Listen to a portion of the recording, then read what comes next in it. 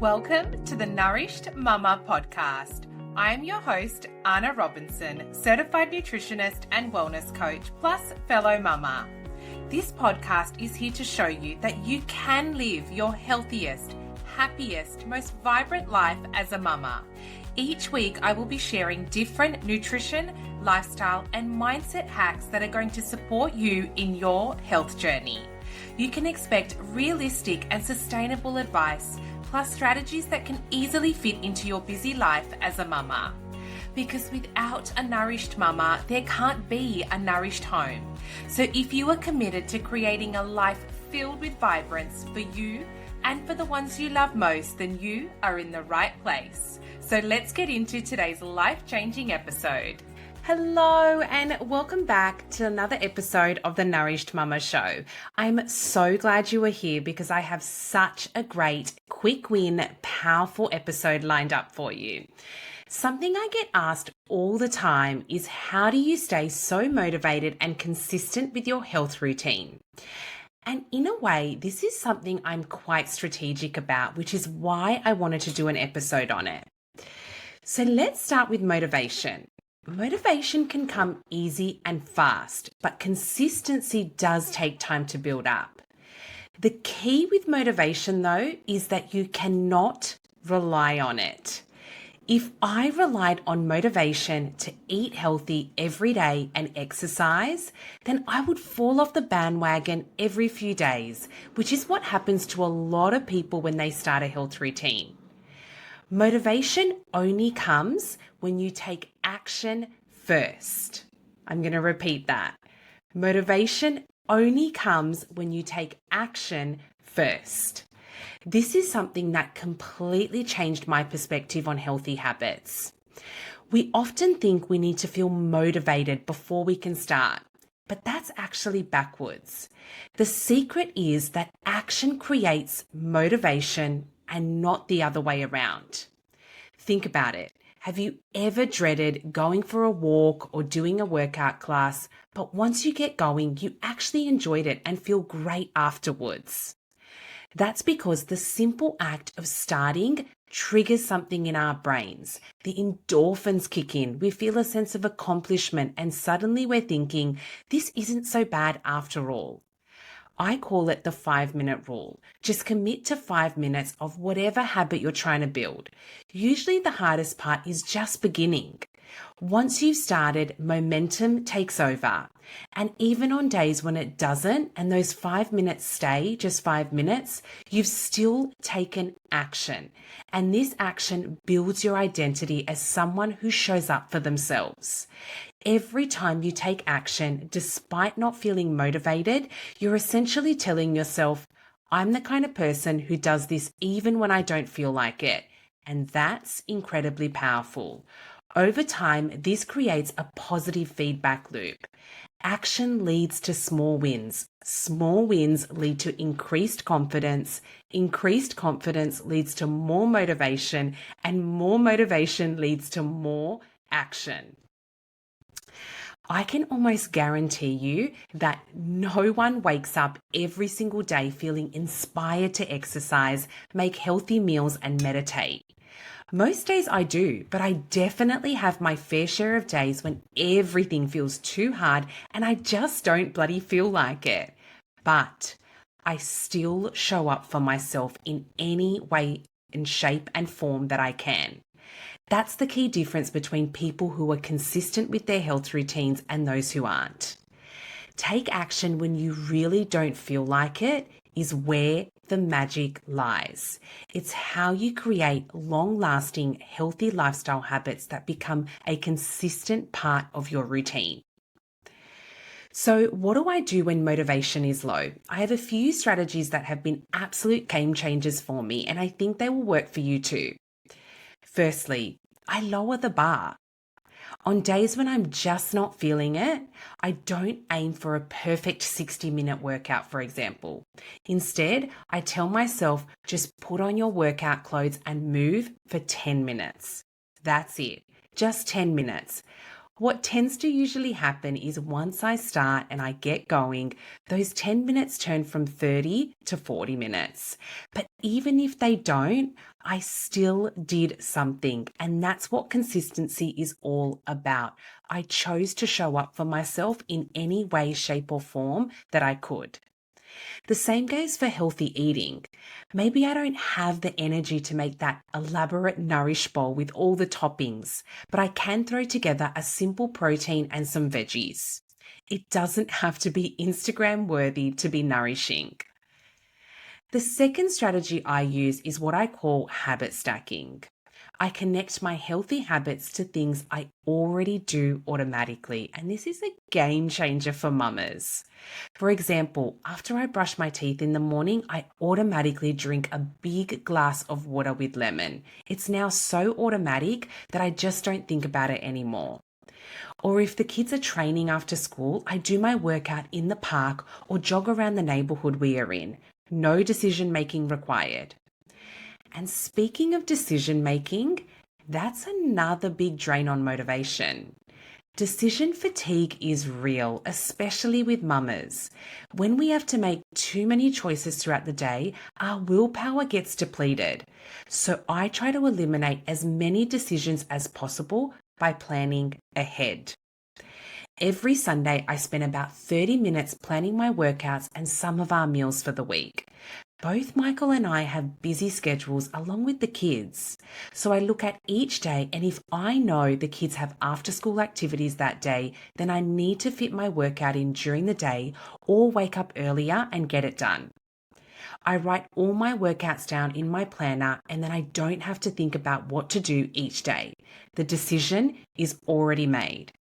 Because if I relied on finding a spare 30 minutes each day, that would never happen. Before you know it, it's 5 p.m. and everyone is asking you what's for dinner, and your so-called workout is not happening at this point.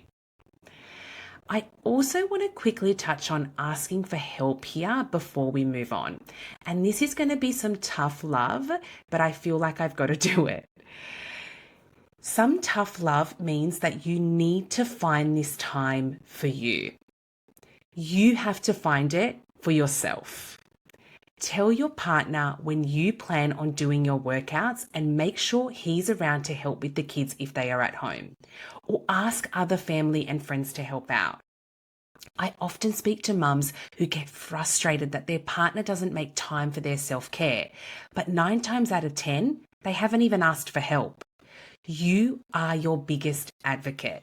You need to find this time and make these decisions for yourself and not rely on encouragement from others, which is what I see a lot of other people do. Now, let's move on and talk about something that's also been a total game changer for me, and I teach all my clients to do this as well. And that is finding your why. And I don't mean some surface level reason, I want to lose 10 kilos or I want to look good in a swimsuit. Those motivations fade very quickly. Your why needs to be deeper. For me, it's about being energetic and present for my kids. It's about modeling healthy habits so they grow up with a positive relationship with food and their bodies. It's about feeling strong in my own skin and taking care of the only body that I'll ever have. When I connect to these deeper motivations, it's much easier to show up even when I don't feel like it. Because it's not about me anymore. It's about the ripple effect that my actions have on my entire family and my entire life. It can be really powerful to sit down and really think about why you want a healthy life. Do you want to have more energy for your kids? Do you want to be more patient, happy, and positive for your family? Do you want to stop worrying about your health every day and live in the present moments?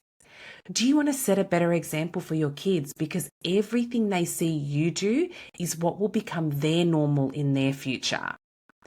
Do you want to be around to see your grandkids? Is longevity important to you? These are the kinds of whys that will push you when resistance arises. So I highly recommend sitting down and writing down a few of your deep, strong whys. Another strategy that's been super helpful for me is finding accountability. This doesn't have to be complicated. It could be a friend you text before and after your workouts, a walking buddy who expects you to show up, or even an online community where you check in daily. I have a small group of mama friends and we have a group chat where we share our wins and struggles that day. Knowing they're checking in on me helps me stay on track, and celebrating their wins motivates me too. Plus, there's something so powerful about saying, I'm going to do this out loud to someone else. Now, I also want to address one of the biggest elephants in the room, and that is perfectionism. Oh boy, is this something that I struggled with for years. I used to think that if I couldn't do something perfectly, there was no point in doing it at all. If I missed a workout, I'd throw in the towel for the whole week. If I ate a cookie, I'd think I've already ruined my diet. I might as well eat the whole box. Sound familiar? This all or nothing thinking is the enemy of consistency. I've learned to embrace what I call the good enough approach. Some movement is better than no movement. Some veggies are better than no veggies. Some self-care is better than no self-care. Remember, consistency isn't about being perfect. It's about showing up imperfectly over and over again. And let's talk about the importance of also making it enjoyable. If you hate running, don't run. Find a form of movement that brings you joy, whether that's dancing in your living room, yoga, swimming, or hiking. And the same goes for healthy eating. Find nutritious foods that you actually enjoy and like to eat. For example, I used to force myself to eat kale because it was healthy, but I dreaded it every time, to be honest. Now I focus on other leafy greens I enjoy, like spinach and rocket and all those other beautiful vegetables that we can get our hands on. Life's too short to eat food that you hate. Another mindset shift that's been helpful is focusing on how things make me feel, not just how they make me look. When I exercise, I notice how my mood improves, how I sleep better, how I have more patience with my kids. When I eat well, I notice how my energy stays stable, how my skin clears up, and how my digestion improves. These immediate benefits are often more motivating than long-term goals like weight loss or muscle gain. So pay attention to how your healthy habits make you feel in that moment, not just what they might do for you down the road. Now, I want to share something really important. You need to build in rest and flexibility and know when it's time for this. Consistency doesn't always mean doing the same thing at the same intensity every single day, because that's a recipe for burnout. I have days where I go hard at the gym and with my workouts, and days where I do gentle yoga, and days where my movement is just playing with my kids at the park. I have days where I eat a lot of veggies and lean proteins, and days where I enjoy ice cream with my family without guilt. This flexibility is what makes my routine sustainable in the long run. It's not about being rigid, it's about finding the right balance for you. So, to wrap up here, my key takeaways for staying motivated and consistent with your health routine are: lower the bar on tough days. Something is always better than nothing. Plan ahead to eliminate decision fatigue. Connect to your deeper why. Find accountability in whatever form works for you. Ditch perfectionism and embrace good enough. Make it enjoyable. Life is too short not to. And focus on how healthy habits make you feel, not just how they make you look. Also, the last one, build in rest and flexibility to avoid burnout. And remember, Mama, you're worth the investment and time and energy. Your health matters, not just for you, but everyone else who depends on you too. Thanks so much for listening to today's episode of the Nourished Momma Show. If you found this helpful, please share it with a friend who might need to hear it too.